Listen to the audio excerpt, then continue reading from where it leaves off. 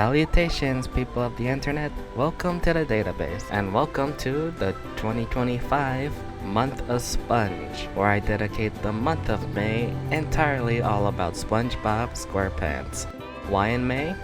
SpongeBob premiered on Nickelodeon in May of 1999, and I was born 2 years later in May of 2001. So the little sponge and I, in a way, kindred spirits, if that makes any sense. Other than that, it just gives me an excuse to talk about anything SpongeBob every month of May until I ran out of ideas. For this year's month of Sponge, I have 2 videos planned. One video where I discuss one of SpongeBob's best video games, if not one of the best licensed video games of all time, while the other is a simple countdown video where I discuss my top picks of the best golden era SpongeBob episodes. So it's easy to manage on my end this go around. Just a heads up for the video review on SpongeBob Battle for Bikini Bottom. All the footage you see here are from the Rehydrated version of the game, an HD updated version of the original game. Licensed video games based on TV shows and movies have nowadays become a lost art in today's video game industry. Sure, you still have video games based on Japanese anime shows, as I played my fair share of those, but there was a huge gold mine between the 90s and the early 2010s. My Game Boy Advance library is filled with nothing but licensed video games, so I know how common these kind of games were being pumped out. And yes, someday in the future I will cover my takes on the SpongeBob GBA games, but not now. I don't have a lot of nostalgia for licensed video games, but when I do, I can at least rely on the Sponge for some good quality gaming experience. Last year I covered SpongeBob's latest platforming adventure in the Cosmic Shake. It was a fun, albeit very short game with references to the show and fun gameplay mechanics. So much so, I platinumed the game on my PlayStation. But the Absorbent One's platforming outings weren't always that perfect. His first platforming game was on the Game Boy Color, which was ugly as shit. Though everyone knows the Sponge making his big video game appearance in SpongeBob SuperSponge on the PlayStation 1.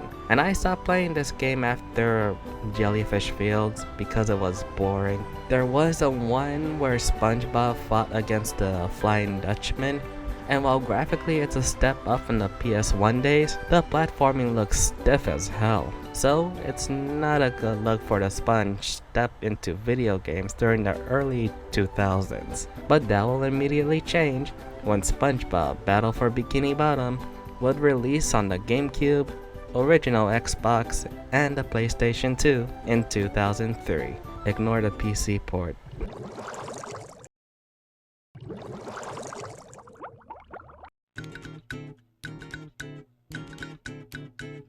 The story starts in a chum bucket where we see Plankton devising his plans on taking over the world and stealing the Krabby Patty secret formula. He does this by utilizing his latest invention that lets him generate an army of robots with the most unique and iconic designs in video games. With my brand new Duplicatotron 3000, I'll clone an army of robots that will wreak mayhem and destruction at my command!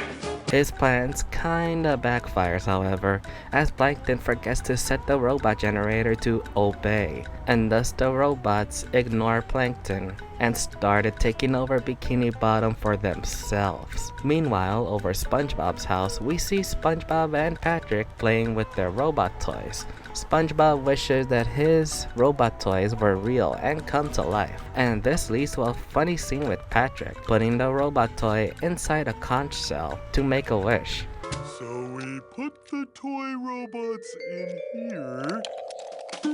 Okay. Then we say the magic wishing words and shake the magic wishing shell. Okay. Then we go to sleep, and in the morning, we'll have real robots to play with! But Patrick, aren't we going to say the magic wishing words? You already did! So, okay is the magic wishing word? It used to be Alakazama Alabala Wiesna Tikitana Fushbar Griddle Bits von Wiederschnauzer, but I kept forgetting it.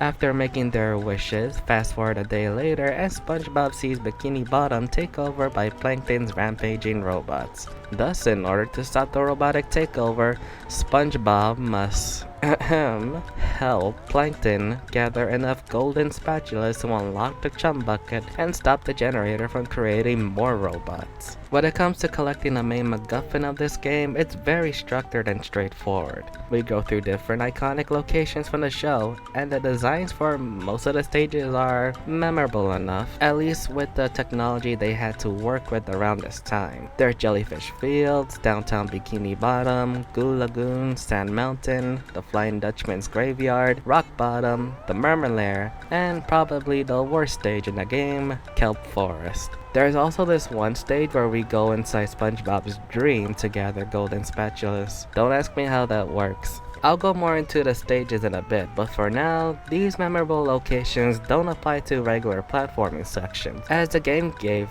the boss unique stages as well, where you fight a robotic version of Sandy in the Poseidon, the place where SpongeBob faced King Neptune in a cook-off, and we face Robo Patrick inside the industrial park from that one short moment of pre-hibernation week. Then there's a finale where we face off against a robotic version of SpongeBob inside the chum bucket, where SpongeBob, Patrick, Sandy, and for some reason Squidward, to no one's surprise, discovered that it was Plankton who was responsible for the robots taking over Bikini Bottom. All three of the main bosses in this game follow the same pattern of having easy to read attacks across different phases after enough hits. But for Robo SpongeBob's case, you'll have to get his health down to 0 in order to initiate the second phase of the fight, where SpongeBob goes inside his robot self to take it and Robo Plankton down for good.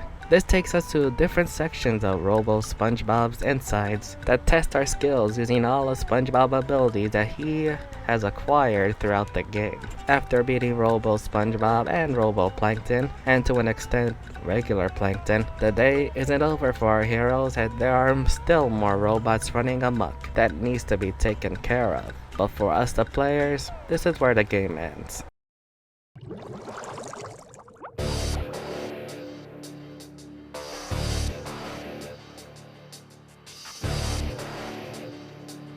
When I mentioned our heroes earlier, I did mean that, as you get to play as not just SpongeBob, but Patrick and Sandy as well. Although you only get to play as Patrick and Sandy in the main stages that they're allowed in, meaning you can't play as all three of them at all times, which is fine as SpongeBob can do more things that Patrick and Sandy could do, making those two situational but not really. More on them later. SpongeBob initially can spin with his bubble wand to attack enemies, ground pound with his bubble shoes, and create a bubble helmet to launch himself into the air and hit obstacles above him. Later on, after beating the robotic versions of Sandy and Patrick, you'll unlock 2 new moves for SpongeBob to mess around with. The Bubble Bow is as simple as it sounds, as this lets SpongeBob bowl a bubble for certain missions and areas that require such. The problem with this ability is that this also makes SpongeBob, for some reason, tippy-toe forward just slightly enough where it's hard to make precise aiming. Then there's a bubble launcher where SpongeBob sends a homing missile that slowly accelerates faster going forward. You can guide the missile to wherever you want to hit with the analog stick, but the steering and turning of the missile makes it hard to navigate with. Sometimes you can be right on the target, and at times for some reason it didn't hit. It almost made the finale portion of the game a bit frustrating, because in order to proceed and win, you need to hit the light tubes as well as hitting Roboplankton that is in your way, and Roboplankton loves to swerve away from your missile very fast, a lot. At least with all the characters, when controlling them and platforming, they all feel great. They're all perfectly weighted, they all have a double jump for great landing precision, and even the sliding section that they go through aren't that bad. I have so much fun sliding down the slopes of all 3 Sand Mountain tracks, but Sandy's Dream track was a bit confusing to navigate, and don't get me started on Kelp Forest's sliding section. In fact, just Kelp Forest in general, no matter if it's the original or the rehydrated version, this place sucks. too much switching back and tracking with SpongeBob and Patrick, and this place is too damn dark to see anything. The first section of the forest was fine. It's the Mr. Krabs Tiki section I hated the most. If you know, you know.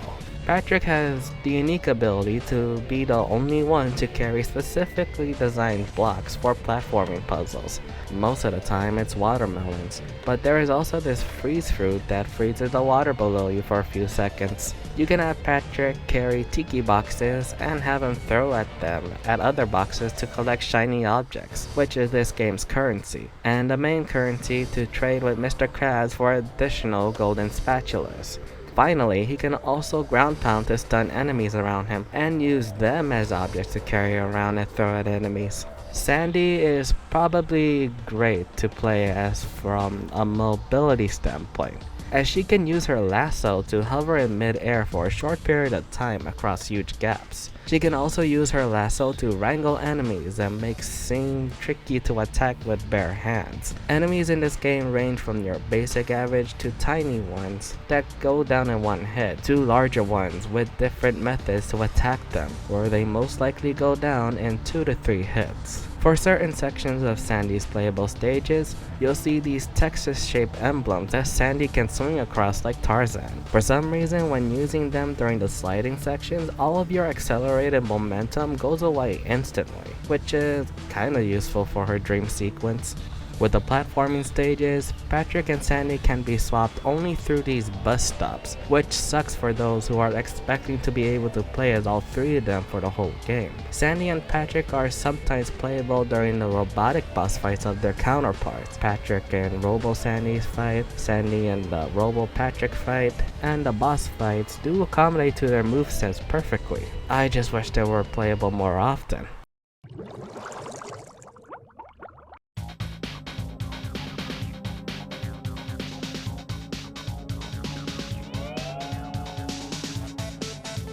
Aside from the shiny objects you can collect from platforming, breaking tiki boxes, and defeating enemies, golden spatulas and Patrick socks are 2 of the main collectibles of this game, with SpongeBob's underwear serving as SpongeBob's health meter. Across the 10 main stages and 3 boss stages, and hell, even a hub world, there are 100 golden spatulas to collect for completion. Mr. Krabs and Patrick also have golden spatulas for you to get after trading them with set thresholds of shiny objects and socks respectively. The number of Patrick's socks vary across each main stage. When it comes to the golden spatulas, all 10 of them host 8 spatulas. Most of them you just get by going forward, advancing to the next area of the stage, side missions that divert from the main path, and collecting or clearing X amount of MacGuffins one of the secondary characters asks for, like saving the floating children at Goo Lagoon or gathering paintings for Mrs. Puff. Don't ask questions you aren't prepared to handle the answer to.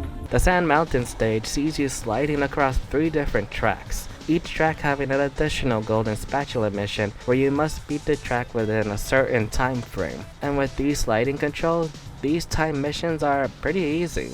You can't control your speed while sliding, but you can adjust your mid-air movement, which is a godsend to have in racing. You can double jump during sliding, and if you're currently controlling Sandy during these sections, you can also use her lasso to glide and descend slowly for perfect easy landing. There is a lot of backtracking in this game, which I guess isn't too much of a hassle, seeing as you can fast travel to different areas within a pause menu. But for getting all the golden spatulas, some of them are locked behind certain SpongeBob abilities that you won't get until beating the robotic doppelganger bosses, like the Bolorama and homing missile sections in Jellyfish Fields. It's not that they're hard, it just feels like padding. Not to mention the difficulty behind the ball puzzle in Mermalair. No, that's what I thought. Moving on.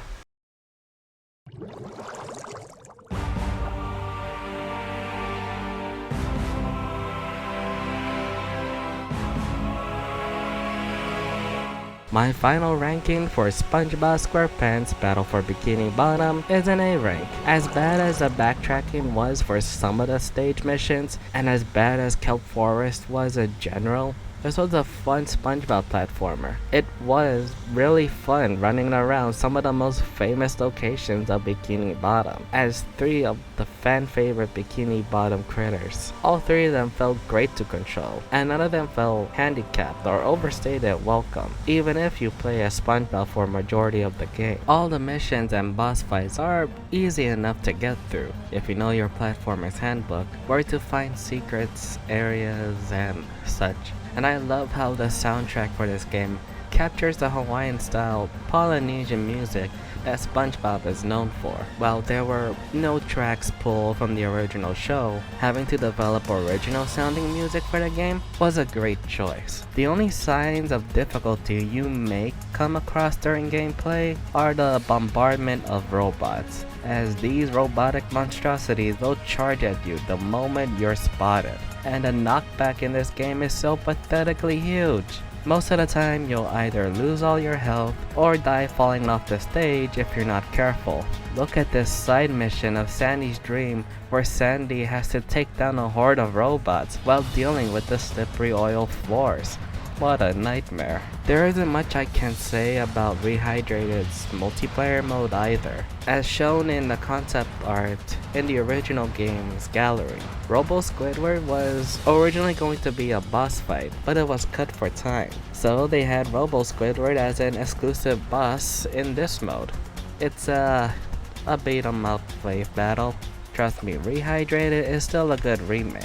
Your opinion on the newer model for the characters may vary, but for me, I like the original game's art style more.